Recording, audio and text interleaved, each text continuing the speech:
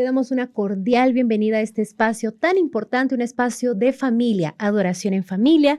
Esperamos que tengas ya a la mano tu guía de estudio, la más linda historia de amor que tiene como base el libro La historia de la redención de la autora cristiana Ellen White y claro, por supuesto, también tu Biblia. Acompáñanos una vez más en este estudio.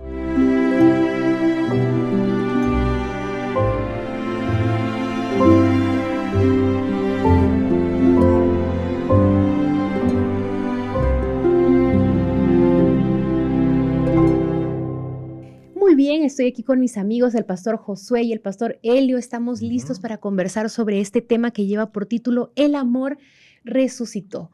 Vimos en el tema pasado que Jesús cumplió el plan de salvación, se entregó en la cruz por todos nosotros, un tema bastante triste, pero al mismo tiempo lleno de esperanza. Y ahora estamos en este momento en el que Jesús permanece en la tumba. Sin embargo, viene antes una pregunta. Antes de hacerla, claro, por supuesto, tenemos el texto de la Biblia que nos acompaña. Pastor José, ¿podría por favor leerlo para nosotros? Yo tengo un texto que se encuentra aquí en San Lucas, capítulo 24, versos 5 y 6. Dice que las mujeres que tuvieron el privilegio de encontrarse primero con Jesús fueron a la tumba y entonces unos ángeles les hablaron. Y dice allí, ¿por qué buscáis entre los muertos al que vive? No está aquí, sino que ha resucitado. Y esta noticia es fabulosa, ¿no? El amor resucitó. Pastor Elio, por favor, acompáñenos con una oración. Sí, vamos a orar. Vamos a inclinar nuestro rostro. Padre nuestro que está en los cielos, gracias por el privilegio de tomarnos parte en este programa tan especial, Adoración en Familia. Que el Señor bendiga a todas las familias, a cada uno de nosotros, y de forma muy especial que nos conceda comprensión, entendimiento para la lección que vamos a estudiar hoy. En el nombre de Jesús oramos. Amén. Amén. Amén. Y como veníamos recapitulando, ¿no? Jesús murió en la cruz y ese fue un momento triste en el momento para quienes estaban a su alrededor, los discípulos, los amigos de Jesús. Para nosotros también es un motivo de tristeza, pero al mismo tiempo esperanza, ¿no? Pero hubo un personaje aquí que tal vez quedó en una sensación un poco distinta, Satanás. ¿Qué sucede con Satanás cuando Jesús muere en la cruz? Él pensó que había ganado. Él llevó al autor de la vida a la muerte, en condición de hombre, claro. Y se aseguró de que permaneciera en la tumba. Inclusive, él envió a su propia escolta de ángeles para que cuidara la tumba, así como había soldados romanos ahí cuidando. Él quería asegurarse de que había ganado. Él tenía esa presunción. Recuerden que él es un ser creado, muy inteligente, pero creado. Él no sabe todos los misterios. Entonces él tenía que ir interpretando las cosas. Y cuando Cristo murió en la cruz, él imaginó que había derrotado al Hijo de Dios y lo había vencido y lo había llevado a la muerte. Pero quedó la expectativa. Esa expectativa no solo estaba en él, sino que estaba en los ángeles buenos también. Los ángeles del cielo sabían del plan, pero ahora tenían que ver que se realizara, que se cumpliera. Y estaban ahí atentos. Jesús había anunciado que el tercer día resucitaría, es decir, el día domingo, pasado el sábado. Temprano esa mañana, seguramente todos estaban muy ansiosos. Los malos, expectantes que iba a pasar. Los líderes judíos también. Los líderes judíos que ellos temían que los discípulos pudiesen robar el cuerpo para hacer una leyenda de eso y usarlo como herramienta política. Los buenos, sabiendo que debía resucitar Cristo y que se supone que debía resultar. Y el miedo, y si no imagínense, funciona. Porque recuerden, Jesús arriesgó todo, Dios arriesgó todo. Entonces, los ángeles esperaban que funcionara, pero también tenían inquietud, me imagino. Y los seres de otros mundos, como usted mencionó, también estaban a la expectativa de cómo estaba surgiendo esta historia de amor.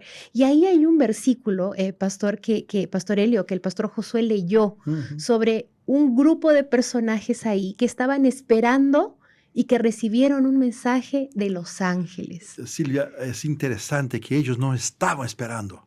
Parece que solo los que estaban más cerca de Jesús no tenían claro que él iba a resucitar.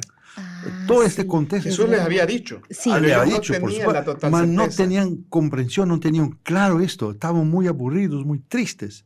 Y entonces fueron para llevar homenaje a Jesús, Al cuerpo, ¿no? al cuerpo. Estaban haciendo su proceso de luto, sí, de sufrir. luto. Entonces ellos no tenían esta clara. Esto es una aplicación interesante para nosotros. A veces lidamos con las verdades de la palabra de Dios como si no fueran verdades. Leemos y estudiamos y parece que aquello que estamos leyendo y estudiando no nos entra en la cabeza. Así ocurrió con los discípulos. Después de todo fueron recordar, así es era, verdad. nos había hablado. Así es para nosotros un ejercicio impresionante cuidar, repetir en nuestros hogares, en el momento del culto familiar, siempre estar teniendo en mirada la palabra de Dios, las promesas de Dios, porque se va de nuestra cabeza muy pronto, ¿no? Así que ellos estaban lá muy tristes, no tenían, todo el universo, como explanó el pastor Josué, tenía esto en cuenta. Los discípulos más cercanos no tenían. Fueron lá para otro propósito. Y entonces encuentran la situación, la roca abierta, ¿no? Donde estaba el cuerpo. Fue antes del amanecer, ¿no? Antes. Algunos han hecho los cálculos astronómicos. Dicen que podría haber sido como a las 5:15 de la mañana aproximadamente. Entre 3 y 6, seguro. Por allí. Y entonces, ¿qué pasó? Ahí un Qué ángel glorioso. glorioso descendió. Retiró la piedra de la entrada. Los guardias, los romanos cayeron como desmayados, dice el texto bíblico. Era demasiada luz Los ángeles gloriosa. del maligno que estaban cuidando allí huyeron despavoridos al ver el resplandor y el poder de estos ángeles especiales que Dios envió. Y entonces fue llamado el Hijo de Dios, sal de la tumba. Y él entonces se incorporó a la vida. Y allí fue una celebración, yo me imagino, en el universo. ¿Por qué? Porque cuando Jesús murió en la cruz, claro, fue una victoria, en el sentido de que murió por los pecados de los hombres, entregó su vida en sacrificio, pero ahora necesitaban la prueba de que había funcionado. Exacto. Y esa era la resurrección, que Él venció la muerte, entonces podía emerger a la vida y junto con la resurrección asegurar la resurrección de todos los que creyeran en Jesucristo en el futuro. Y siempre, ¿no? Exactamente, y ahí viene una parte que personalmente me toca mucho, porque el pastor Josué bien dijo, los seres humanos nosotros hemos sido creados con sentimientos, ¿no? Emociones. Y emociones, exacto. Y las emociones de los discípulos, nosotros hoy vemos la historia y sabemos lo que pasó y sabemos que Jesús vive y en eso creemos, ¿no? Pero ellos estaban en ese limbo, en esa duda y tal vez no recordaban y entonces sus emociones los tenían en ese momento abatidos. Y hubo un personaje principalmente que llegó a la tumba, encontró la tumba abierta y pensó que habían robado el cuerpo de Jesús y se pone a llorar. Sí. ¿Qué sucede ahí? Ahí es muy interesante porque hay que llevar en cuenta que las mujeres fueron al sepulcro. María llega antes que las mujeres con quien habían tratado, con quien había combinado esto, arreglado, y vuelven a llamar a los discípulos que llegan. Juan y Pedro van también. Ahora, todos regresan con el sepulcro vacío, todos regresan. Solo se queda María Magdalena. Sola está ahí. Y ella no está segura, no tiene certeza de que es así como los ángeles hablaron. Los ángeles hablaron porque lloras y ella sigue llorando. Quería tener certeza de que Jesús había resucitado. Y está en esta duda ella, ¿no? Estaba con su corazón muy pesado. Y entonces allí hay cosas muy lindas. La sensibilidad de los ángeles en intentar confortar, consolar a las mujeres, más arriba de todo, la sensibilidad del Señor Jesucristo. Él se retrasa para comparecer delante del Padre, para escuchar que su sacrificio estaba pleno, acepto, solo para producir calma y paz, consuelo en el corazón de María. Esa es una de las páginas más lindas de todo el Evangelio. Esta presencia de Jesús ahí, haciendo con que su corazón esté calmado y transforma María en la primera persona, primera testigo de la resurrección. Yo nunca había cosa? pensado en eso, que realmente Jesús resucitaba y él tenía que ir a su Padre, ¿no? A Y presentarse. retrasó esa parte para consolar personalmente a María. Una mujer. ¿Cómo él se importa con nuestros sentimientos de Y, una mujer? y Silvia, Ujú. cuando destacamos una mujer, porque Jesús rescata el valor de las mujeres en una sociedad que no daba valor a las mujeres y a los niños. Jesús rescata tanto una cosa como otra y también apunta el espacio que las mujeres tienen para el cumplimiento de la misión. Porque le da un mandato a Un María. mandato. ¿Y cuál es el mandato? Anda ahí. Y cuéntales a todos, avísales. Y claro, María tenía también facilidad, ¿no? Me imagino yo, para Ujú. comunicar, por eso Dios la escogió. Y aquí hay un tema, hombres y mujeres somos complementarios, ¿no? Para ir en el nombre del Señor y llevar el mensaje. A veces con más palabras, con menos palabras, de manera más elocuente, de manera ejemplar o a través de la comunicación. Y es un privilegio que Dios nos da. Mm. Pero nosotros vamos, la motivación y el poder de nuestro mensaje depende de la experiencia que hayamos tenido con el Salvador. Con su O sea, vida. lo que le dio fuerza y poder al testimonio de María es que sí se había encontrado con el Salvador. Sí, Porque, primero, ella era la que se sentaba a los pies de Cristo para escuchar, sí. para aprender como discípula. Ella fue la privilegiada de ser la primera en ver a Cristo resucitado. Quiso abrazarlo, ¿no? Sí. Y le dice, no puedo No. todavía, tengo que ir al Padre a presentar mi sacrificio, luego vuelvo. Y luego es la que comunica con fuerza, con pasión eso. Pero si ella no hubiese tenido esa experiencia previa, no tenía algo que transmitir realmente poderoso y verdadero. Y allí tenemos nosotros el privilegio y el desafío de buscar primero a Dios para llevar a nuestra familia y a nuestro entorno el mensaje de Cristo. Y hay una cosa más muy linda en este texto. María tenía sus ojos mareados con lágrimas. Cuando lloramos no tenemos una visión perfecta y María no reconoció la persona de Jesús. Todavía y ella se dirige a Jesús pidiendo a él que le mostrara dónde había puesto el cuerpo, si llevara el cuerpo de Jesús. Y cuando Jesús le dice, María, ella reconoce la voz de Jesús. ¡Ah, qué cosa linda!, ¿no? Reconoce la voz. La pregunta para nosotros que se queda es, hoy hay tantas voces. Tantas en el mundo. Y hablan fuerte. Fuerte. Nosotros como cristianos reconocemos la voz de Jesús. En nuestro hogar hay espacio para la voz de Jesús por medio de su palabra, por medio de los himnos que escuchamos, en fin, por todo que nos lleva a esto, reconocer la voz de Jesús. ¡Qué importancia! Y otra aplicación interesante que a veces cuando estamos tan concentrados en nosotros mismos que lloramos y mareamos nuestros ojos, no distinguimos la realidad espiritual. Dios siempre estaba con nosotros. María lloraba porque acreditaba que Jesús no estaba allá y ella estaba allí, cerquita. A veces pasamos así, estamos sufriendo, pensamos que estamos solos, mas Jesús está cerca. Solo no reconocemos, mas está cerquita de nosotros. Qué cosa linda esto. Qué emocionante es hablar sobre estas experiencias y que fueron reales y que son parte de nuestra historia. La historia más linda de amor, la historia de la redención, la historia de cómo Jesús viene por nosotros, nos rescata y cómo en el ejemplo que Él tiene en cada uno de sus discípulos, en las experiencias podemos ver también experiencias nuestras, de nuestra vida. Y ahora hablando un poco sobre un otro aspecto que tal vez puede haber quedado en duda para muchos de nosotros, que se titula La Gran Comisión. ¿Qué quiere decir la Gran Comisión y cómo está vinculada la Gran Comisión a toda esta situación de María, de los discípulos, de la resurrección del propio Cristo, Pastor Josué? Bueno, el Evangelio dice que Jesús llamó a sus discípulos para que estuvieran con Él y para enviarlos a predicar. O sea, había dos claros propósitos por los cuales Él llamó a los discípulos. Primero, para que se conectaran con Él, para que lo conocieran, para que se dejaran envolver por Él, para que estuviesen también motivados a imitarlo y en sus propios caracteres pudiesen reproducir por obra del Espíritu Santo a Cristo en su vida. Eso es lo primero. Pero para enviarlos a predicar, pues, porque Dios quiere salvar a todo el mundo. Así Él no es. quiere que nadie se pierda, sino que todos se arrepientan y se salven.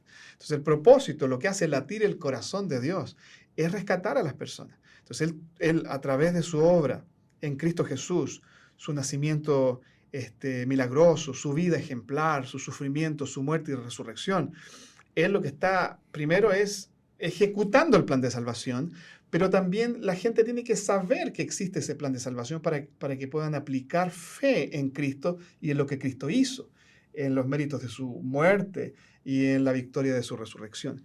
Entonces, eso no era para quedar en silencio. Eso tenía que ser esparcido por todo el mundo y el Evangelio debía iluminar las vidas de todos los seres creados bajo el sol. Y entonces eso estaba completamente conectado. El discipulado como simplemente una experiencia de crecimiento y de conocimiento de Cristo, sin misión, es una cosa, digamos, contemplativa y sin frutos. O tratar de cumplir la misión sin estar con Cristo primero, ¿no? Y realmente vincularnos con Él y crecer a su semejanza, va a ser un activismo sin mucha dirección. Eso está intrínsecamente unido. Tenía que venir. No había forma de contener eso. Es lo que venía.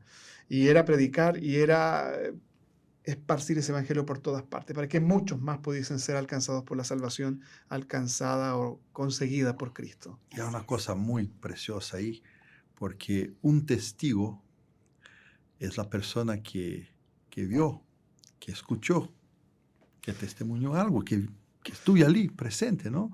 Y Jesús cuando les da la comisión, la gran comisión, les da la comisión para que pudieran dar testimonio de las cosas que habían visto y oído concerniente a su sacrificio, concerniente a su salvación.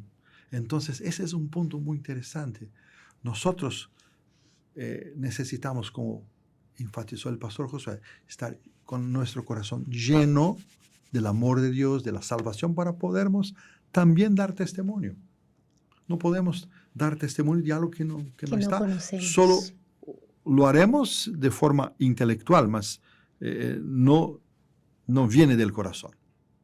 Y otra cosa más interesante, que Jesús les prepara porque enfrentarían dificultades. No sería fácil la vida de los discípulos en aquellos comienzos, ¿no? No sería fácil.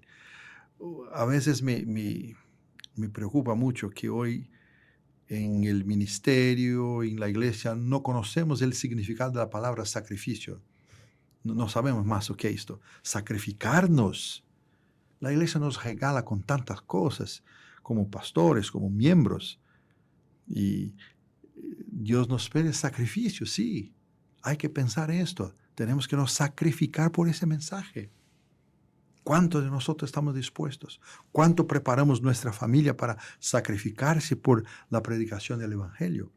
Ese es un punto muy, muy delicado esto, ¿no? Para cumplir esta gran comisión, ¿verdad? Sí. Muy bien, estamos caminando ya a la parte final de este tema.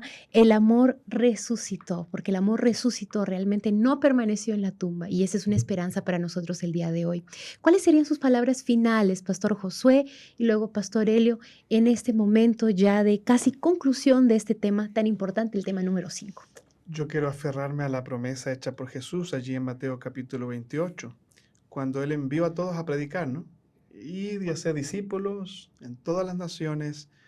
Y claro, eso involucraba un proceso que nosotros, con la ayuda del Señor, queremos también aplicar. Predicar, llevar a las personas a una comunión con el Señor y también que ellos puedan comprometerse con el cumplimiento de la misión. Pero hay una promesa al final. Dice, yo estaré con vosotros todos los días hasta el fin del mundo. Para mí, como papá, como esposo, y para mi familia, yo creo que esta es una promesa muy, muy valiosa. Nosotros como familia somos una familia misionera, hemos tenido que ir a muchos lugares, de los últimos años aquí, más lejos de nuestra patria, y siempre nos aferramos a esta promesa. El Señor dijo, va a estar con nosotros siempre. Habrá dificultades, algunas que son internas por el proceso de adaptarse. A veces la salud puede estar en riesgo, a veces desafíos culturales, del idioma, lo que sea, ¿no? Muchas cosas que hay.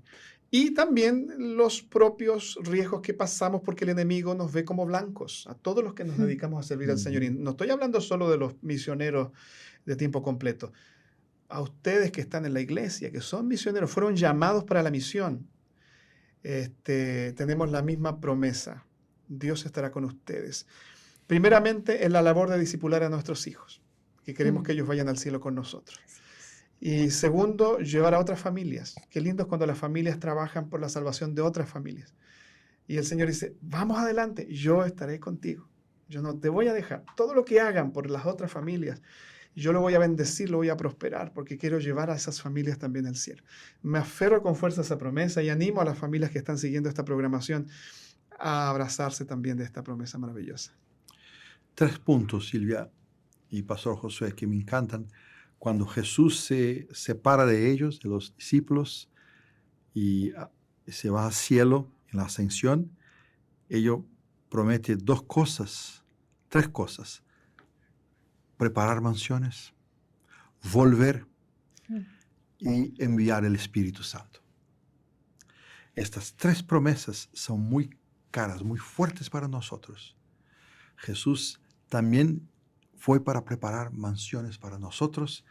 Él va a volver y en cuanto no llegue ese día, tenemos el Espíritu Santo para nos guiar, nos fortalecer, nos animar, nos dar sabiduría para que sigamos en cumplimiento de la misión. Que Dios nos bendiga para eso. Que así sea. Pastor, ¿él podría terminar Sí. con una oración? Oramos. Padre nuestro, gracias por lecciones tan hermosas, tan lindas de la vida de nuestro Señor Jesucristo, que ha prometido que prepararía mansiones para nosotros, que va a volver y que en cuanto ese día nos llega, tenemos la presencia y la compañía del Espíritu Santo. Que el Consolador esté presente, Señor, en nuestra vida y en nuestros hogares, en tu iglesia. En el nombre de Jesús oramos. Amén. Amén. Amén.